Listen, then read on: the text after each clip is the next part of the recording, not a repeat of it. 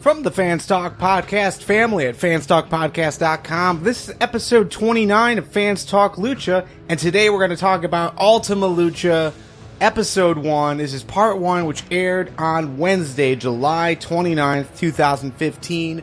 My name is Garvin, and with me, as always, is my wife. Say hello, wife. Hello, wife. En Espanol. Hola, esposa. This episode of Fans Talk Lucha has been brought to you by our friends over on Patreon.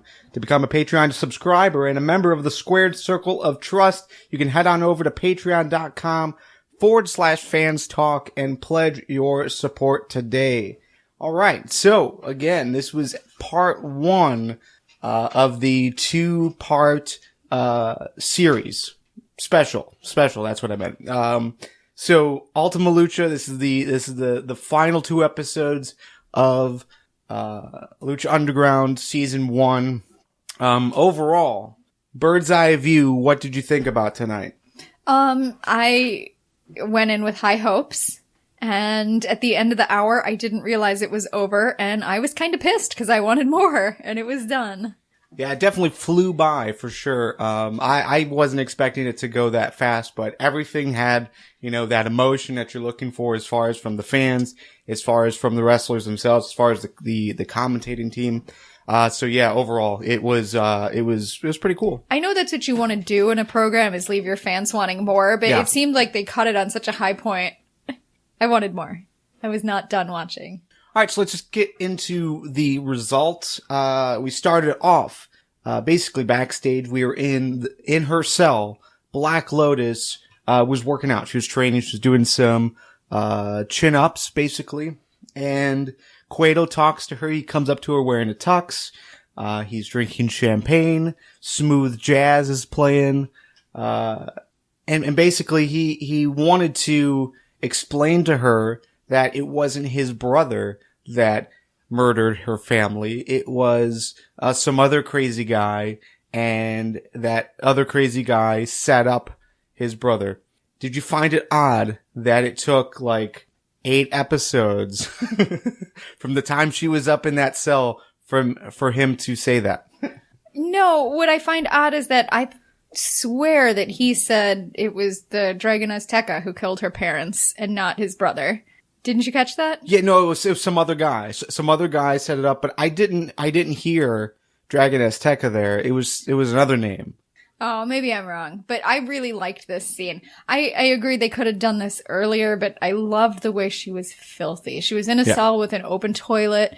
She didn't really have, she had a sink, but she's in the same clothes she'd been in. I love that. She wasn't just like a sexy wrestling bunny. She was working out, she was getting buff, and he comes in his tux. He looks really good in a tux.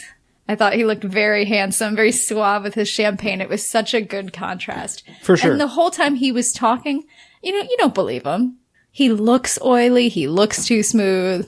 That was a great scene. I really liked it. Yeah, the heavy breathing of the brother that we still haven't seen was kind of... It was disturbing. It was kind of odd, yeah.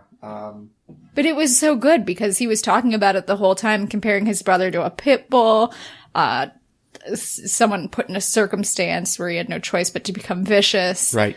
Yeah, so overall, I don't think we're gonna get to the end of this story until next season, which is okay. That's great. Which is great. So, but yeah, overall, the scene ended with her punching a wall, and it looked like she was about to punch through.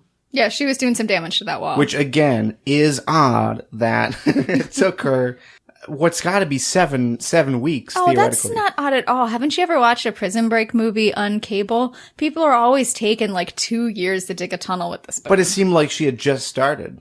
No, she had a chalk outline drawn there, so she'd been punching that for a while. Oh, I see. I didn't catch it, but it seemed like she had just started. This scene had all of the things. I loved it. Okay, so the first match was the Mac versus the Machine. Biggest piece of this was that they changed his name. He was announced as the Machine, both on commentary, as well as in the little pop-up thing that says his name. So he's no longer called they call him Cage. He is now the Machine. I disagree with that decision because that makes me picture the Tin Man in Wizard of Oz. And when they say the Machine, I just stop and think oil can. Well, when I think of him, I don't think oil can. This was a weird match for me. Well, anyways, yeah, let's go into the match. Falls Count Anywhere match. They basically went all throughout the arena, on top of Cueto's office, on top of the other side, the perch, I think is what they call it. Lots of different cool stuff as far as, like, they had the little homage to Stone Cold. Yeah, that was great. I loved the fire extinguisher. Matt got shot with the fire extinguisher, and for the rest of the match, he looked like an old man. Yeah. Because it turned all the hair on his body white. And Yeah. it settled in the lines of his face. And that was a cool effect. It aged him instantly. Yeah. But what it did was it took away from the thing that's really so great about Mac and Cage, and that is that for big guys, they're so light on their feet. They're so nimble. They have the capability of doing flips.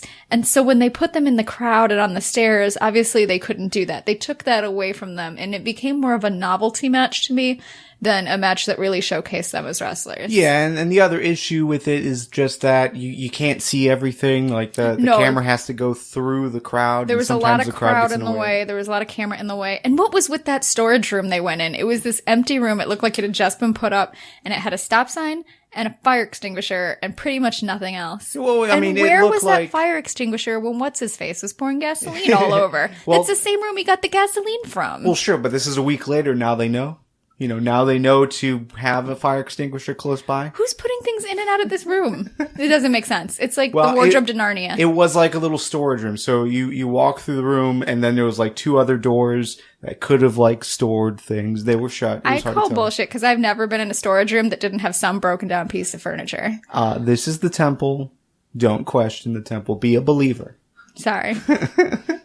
But this is the same room that, if you remember, when Mil Muertes threw Phoenix through the ceiling of that one room, that's what it was. Okay. And they talked about it being reinforced now because of that. Reinforced with stop signs. Yeah, just, the random stop sign. Stop. Don't set fire on Vampiro. I think that's what they were using it for. So anyways, ended with a curb stomp through a concrete block. Oh, that was horrible to watch. Okay, was that real concrete? Yes. That wasn't styrofoam. Well, when his face hit it, it was destroyed. So your knowledge of what a concrete block is, do you think a human head from 4 inches above it being pushed into it would destroy it? Not unless it had already been in pieces and reassembled loosely with some kind of balancing act. I used to lift concrete blocks when I worked at DIY Home Warehouse in the 90s, and I'd hit them with a number of things, and there's no way, I don't believe, that a human face would shatter a block without also shattering teeth and noses. It is the Mac, though. I know, but oh my gosh, I couldn't even watch that. I mean, if you've ever rammed into one of those with your knee or your wrist or your elbow, just, ugh. And the burns and the scraping, that was horrible to watch. But it was a great surprise ending. Well, they didn't keep the camera on Mac afterwards, so who knows? Yeah, who knows? Who knows, but hopefully that was not real. It was not real, yeah. Okay. Because that was horrifying. There were people in the audience with their hands over their faces. It looked great. Yeah, I mean, but I really hope it wasn't real. The way the machine, like, dragged it across the top of the perch, and it carried the dust with it. Like, yeah, that looked totally, like, legit. So, I mean, I know I joke a lot and say that, it's cheesy, some of the effects and the stunts, but this was really well done. And I don't even like to think about it. It was very believable. All right, so the Machine won. This is the first time that he has won a big match, it seems. So good for him. Yeah, maybe the name change is good for him.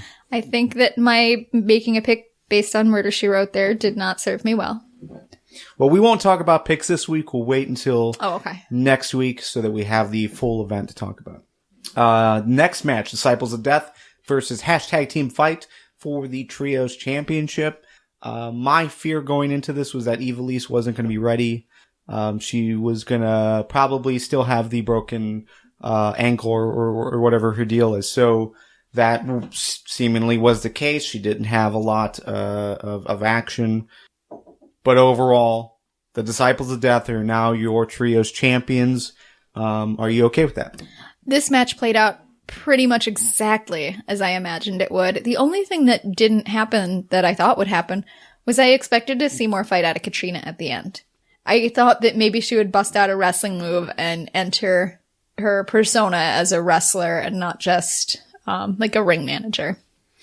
Yeah, I was actually surprised too, because it didn't, when she and Ivelisse were fighting, it wasn't as succinct as I was expecting from Katrina. I thought it was gonna look more realistic. It looked kind of like a bad chick fight. Yeah, it was kind of lame.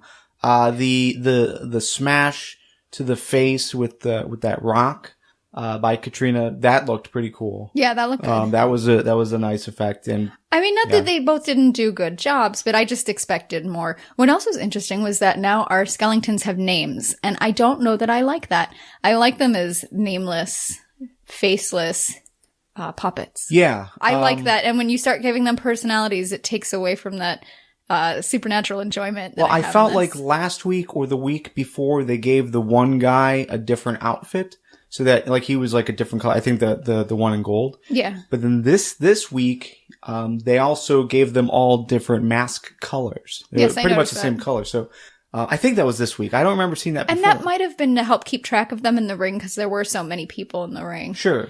Shout out to the guy who had to lift Angelico, because Angelico is so long and that guy was not, and it was very funny. Yeah. That looked like a difficult thing to do. Yeah, I thought it was a good match. It's very up to par from what we've seen from both Son of Havoc and Angelico as far as that goes. Son of Havoc did a great what do they call it? Crucifix? The pin? Yeah, I like that. I hadn't seen that before.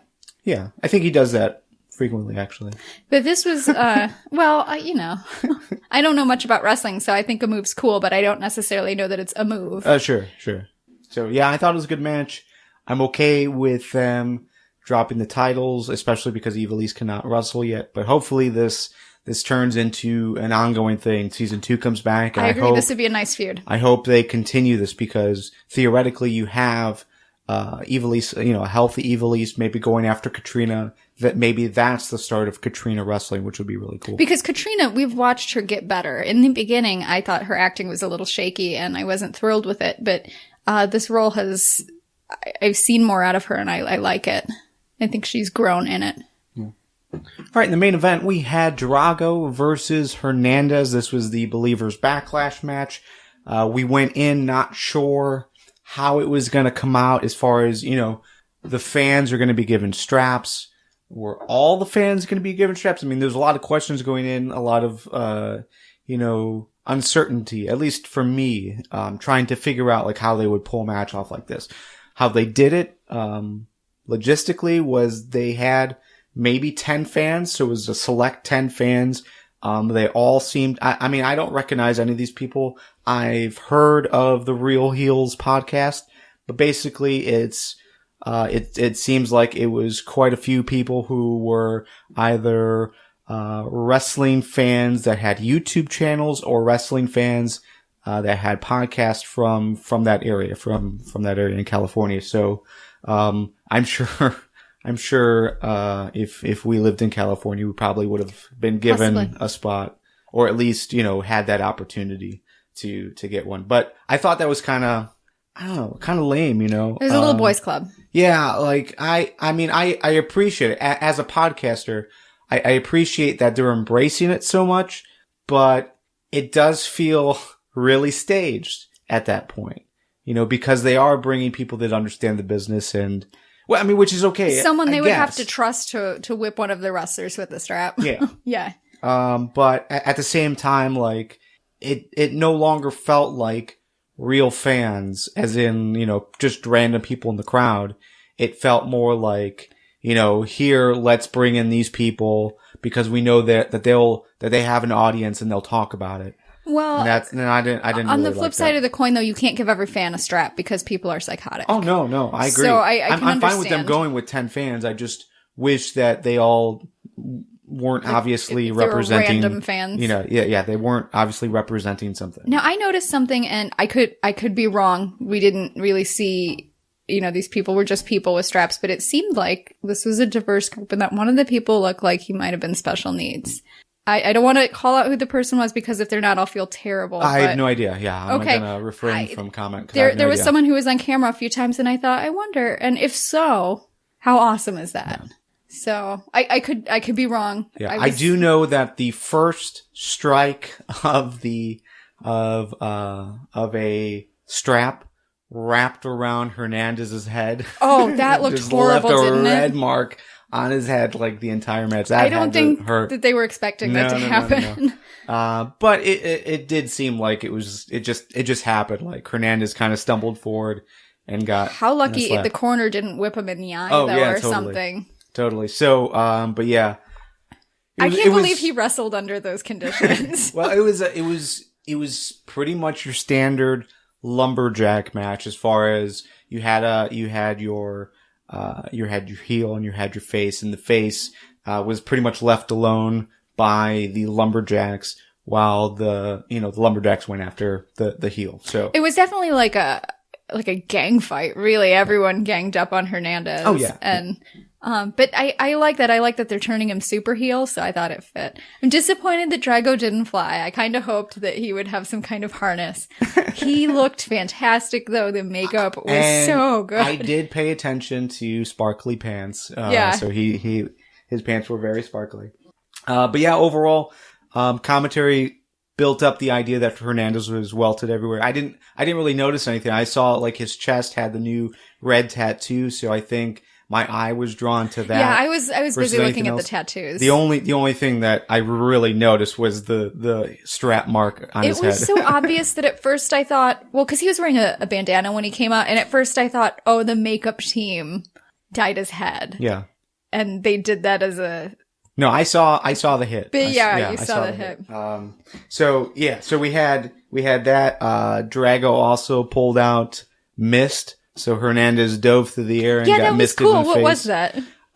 You see that with the some of the more mystical style Japanese wrestlers.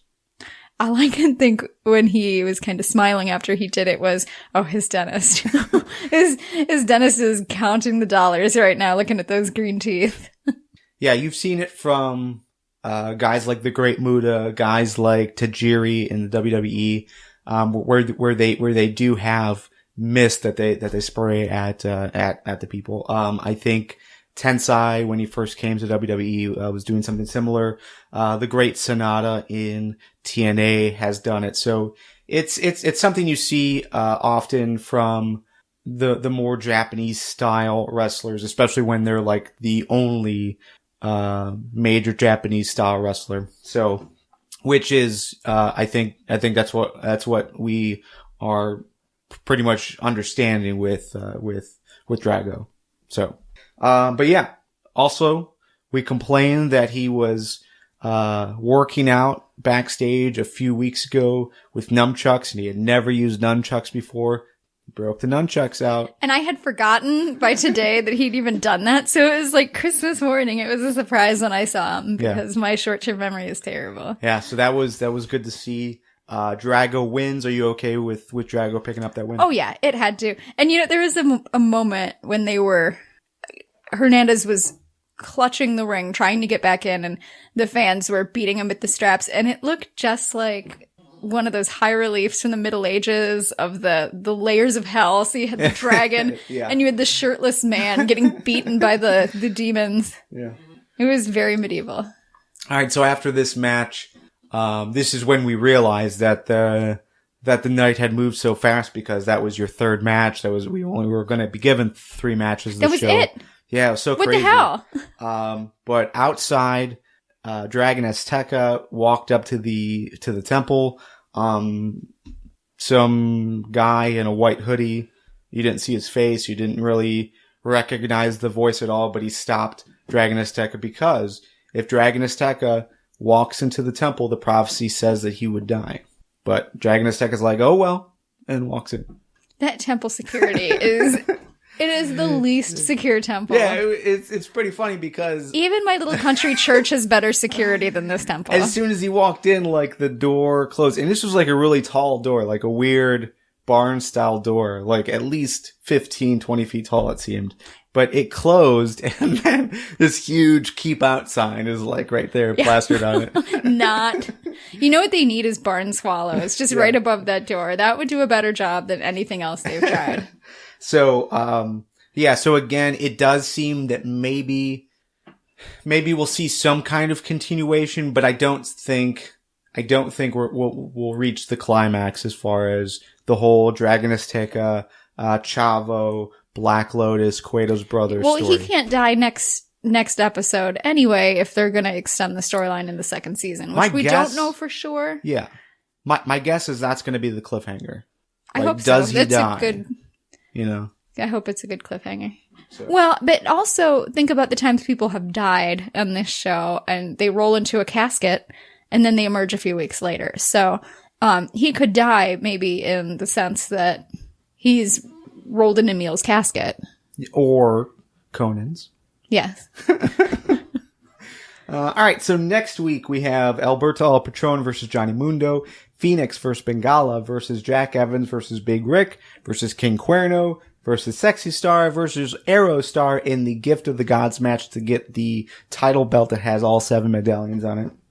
We also get Blue Demon versus Tejano, Pentagon Jr. versus Vampiro, and Prince Puma versus Mil Muertes for the Lucha Underground Championship. So again, next week is your final episode of Lucha Underground, unless they somehow can come up with a special.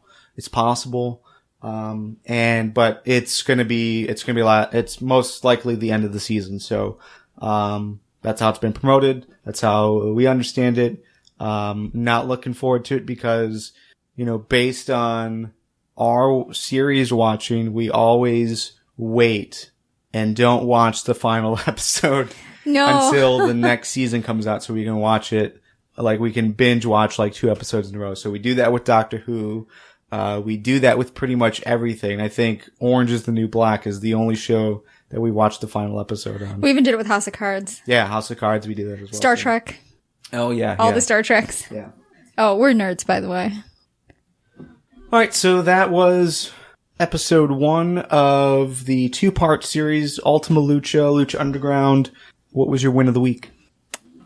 That's a hard one this week. I think the surprise fire extinguisher, because that moment made me laugh out loud. I was not expecting that. It was hilarious. It made Mac look like a snowman and then like an old man.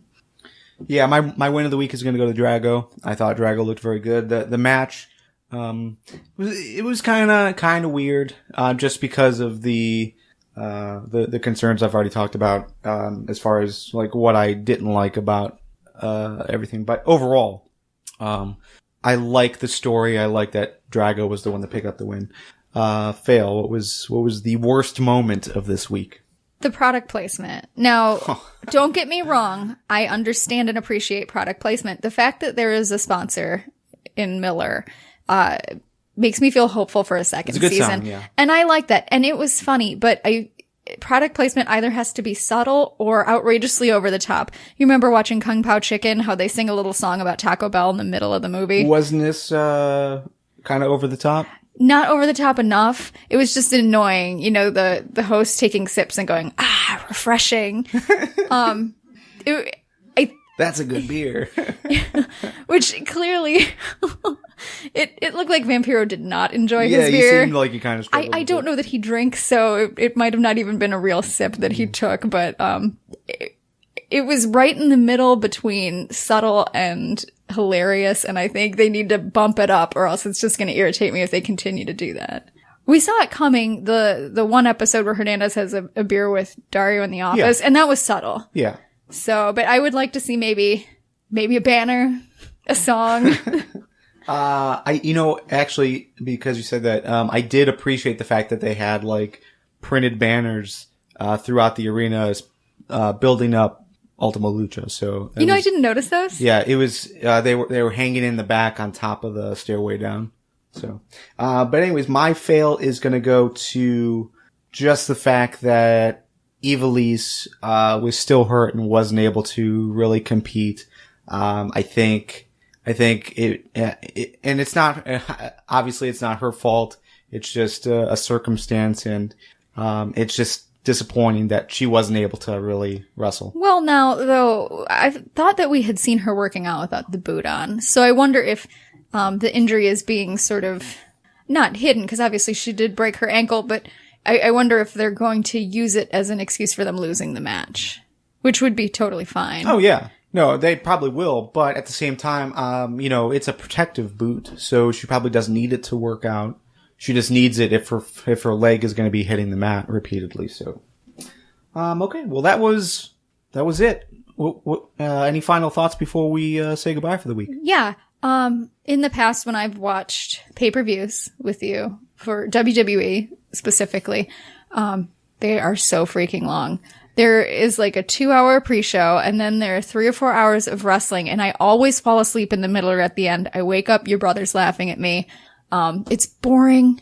Some of the matches are half an hour long, and there's so much filler. 70% of the card is filler. It's guys, standing there landing fake punches on each other, catching their breath, trying to fill out these slots. Some of those those final matches are almost an hour long, and it's boring. This show, all of the matches were good, and they were short. They were just the right amount of time. And when they were done, I wasn't thinking, oh, good, I can go home. I was thinking, that's it? Yeah. That was it? So this was wonderful. And it's not that was it as in you were disappointed, is that it. Yeah. You were disappointed that there wasn't more. That there wasn't more, yeah. I was excited. I wanted to see more, and it was over, and I was disappointed. I'm still disappointed. I'm still whining about it. So that's how it should be. That is how a special event should be. It should leave you wanting more, not thinking, oh God, it's a Sunday night and I have to work tomorrow and I'm here till 11:30 and I'm bored. Yeah. Special event or not, this is a common theme with Lucha Underground. At the end of every episode, I have similar feelings. Like I'm okay if this went just a little bit longer, Yeah, no, they're very good at brevity and the quality of their content. There isn't a lot of filler. Yeah. All right. That's all the time we have for this edition of Fans Talk Lucha, but the conversation doesn't have to stop here. You can join us over on YouTube as we continue the conversation with you. You can also find us on Twitter, Facebook, Google+, and Instagram. All of those links are available on fanstalklucha.com. We'll talk again next week after the final episode of Lucha Underground Season 1. See you then. Adios.